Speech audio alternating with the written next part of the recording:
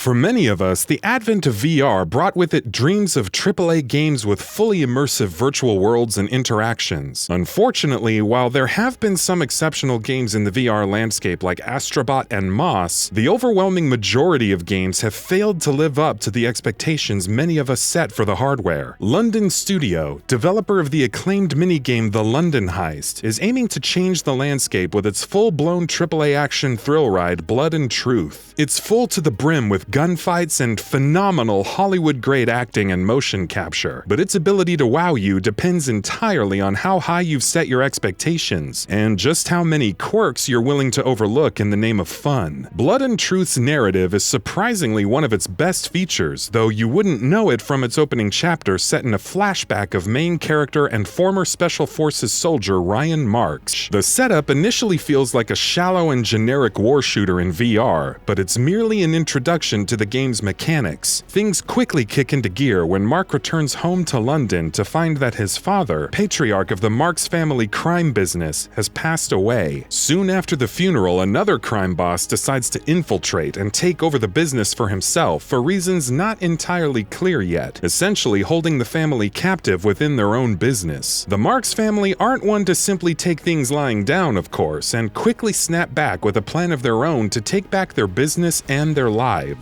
The story expands beyond its initially simple premise, but like a good season of The Sopranos, it's this focus on family that creates such a compelling narrative. Ryan's interactions with his mother, brother, and sister feel entirely realistic, with dialogue ranging from poignant to utterly hilarious. The playful nature of the interactions with Ryan's brother Nick are especially slathered in dark humor and sarcasm, and since they have a good bit of screen time together, there's rarely a few minutes that pass without some witty banter to keep things from getting too serious. But that's not to say things don't get serious or even periodically shocking. Blood and Truth is an action thriller at heart, and when all hell breaks loose, Ryan is lucky to have an equally intelligent and hardy family backing him up behind the scenes. Gameplay is split between fairly short, action-packed shooting galleries and slower-pace exploration and light puzzle solving. These slower moments pack in a lot of exposition and character development that make the action scenes feel earned, and the larger set-piece scenes never become oversaturated as a result. Using Ryan's toolkit to pick locks, unscrew faceplates, and clip wires become a bit repetitive after a while, but thanks to the game's intuitive controls, I never felt bored completing the tasks. These quieter bits allow the game to build momentum and make Ryan feel more like a person rather than merely a killing machine, and it gives you the chance to explore the locations for collectibles and hidden targets to shoot across each level. The lack of free locomotion during these segments feels like a missed opportunity though, as maneuvering around using fixed points feels confining and unnecessary in small rooms capable of comfortably allowing for full player movement. When fights get going, however, the lack of free locomotion is probably for the best and allows you to stay focused on the direction the enemies are pouring in from. You're able to teleport from point to point throughout the area and peek out from behind walls and structures for some really well implemented cover-based shooting. But while I understand the incorporation of walking and running movements may have caused some players to feel uncomfortable, merely gliding across the floor like you're on wheels detracts from an experience meant to feel more realistic through the use of VR. More active segments have Ryan repeatedly moving through a location while giving players full control over aiming their guns and mowing down swaths of goons, and it's in these sections that the awkward movement feels the most jarring and cheesy. Flying through the room like some legless ghost distracted me enough to take some of the intensity out of the action. Blood and Truth's actual gunplay typically fares much better, but while I played a few chapters of the game on normal, I eventually chose to restart, using a mode that grants you immediate access to laser sights on all weapons. I didn't feel that the original mode was too difficult, but I thoroughly preferred lining up easier headshots and having a little more health to keep things moving along in the action sequences. There are plenty of unique guns to find, and options like dual-wielding a revolver in one hand and an SMG in another yields useful results for different types of enemies and their unique armor arrangements. Using the game's Max Payne-esque bullet time feature helps further by slowing down the action drastically for a short while, allowing you to dispatch enemies with pinpoint precision, and it makes you feel exactly like the badass Ryan Marks is known to be. Customizing guns with attachments and paint jobs before missions is a nice addition, but it feels complementary rather than crucial in most scenarios. Blood and Truth is clearly designed for Move controllers, but the majority of my time with the game was spent with the DualShock 4 due to comfort. While I was at a disadvantage in terms of interactivity, I only rarely felt truly encumbered by the lack of free hand movement. Use of the Move controllers allowed me to individually aim dual-wielded pistols, reload in a more realistic manner, and interact with objects a bit more naturally. But losing out on those features for most of the game never felt like I was missing any of the most important aspects of the experience. Although navigating things like ladders or air vents or picking locks felt a bit stiff and less engaging when using the DualShock 4. Regardless of which controller I used, however, I'd sometimes be unable to move my in-game hands to the right places while trying to climb a ladder or move across beams, causing me to use the controllers in unnatural ways to achieve my goals. I also suffered from some fairly regular calibration problems that would send my character's hands flailing around ahead of me or completely distort my location, both of which force me to recalibrate. These aren't entirely uncommon issues to have with VR games, but it was especially consistent here, and caused me plenty of unfortunate interruptions during otherwise exciting scenes. The inclusion of some challenges accessible through the main menu flesh out the experience a little, but Blood and Truth's core story can be wrapped up in 6 hours or less, especially if you're not looking to dig through every nook and cranny of its rooms in search of collectibles and expository items. For a VR game to offer such high production values for that length of a campaign is a real feat, and sets Blood and Truth among an exceptionally small group of VR elites. Not everything is perfect, and the story and characters are the true standouts here, but overlooking its few kinks yields an experience you won't get anywhere else.